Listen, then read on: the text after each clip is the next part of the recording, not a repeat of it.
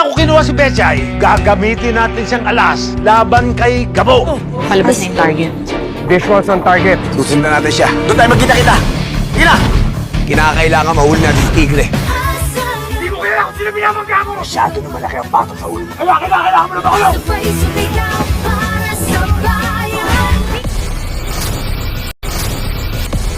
Narito na mga kabang-abang na episode dito sa si Gabo. Hindi umaasa at naniniwala si Betchay na matutulungan sila ni Gabo maipagamot si Mang Rudy.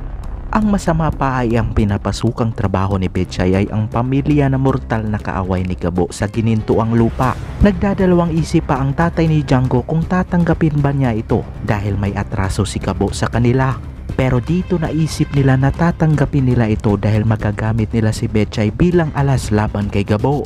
Samantalang lumalalim na ang gabi ay hindi pa rin nila mahagilap ang bakas ni Mr. Chan kaya naisip ni Sam na pumasok sa loob para tignan kung nandito pa si Mr. Chan. Habang si Gabo inutusan si Tekla na alamin nito kung nandito pa ba si Mr. Chan. Nagpang-abot pa ang dalawa sa isang jewelry shop at nag-aagawan pa sa isang alahas hanggang lumabas si Mr. Chan ay dito lumakas ang kanilang mga loob. Paglabas ni Mr. Chan ay susundan ito ng mga taga-NCIA at tropa ni Gabo dahil ito ang maghahatid sa kanila kay Tigre.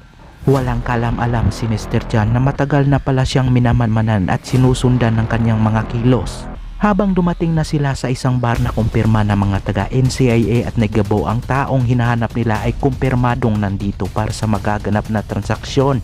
Hahanap ng tamang tiyempo ang taga-NCIA para siguradong hindi makakatakas si Tigre sa kanilang mga kamay. Habang si Gabo kalmado lamang at titiyakin niyang mahuhuli niya ito dahil sa laki ng nakapatong sa ulo ni Tigre. Samantalang hindi sinasadyang magkita sina Sam at Gabo at gigil na rin ang isa sa selos at napilitan itong maglabas ng armas. Na ito ang naging dahilan kaya nakatakas agad si Tigre sa loob ng bar.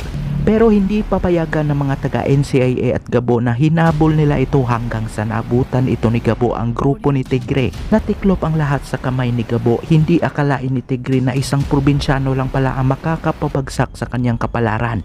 Sa inyong palagay, dito na kaya mapapagamot ni Gabo ang kanyang tatay? Kung o, i-like at subscribe. Salamat po sa inyong panonood!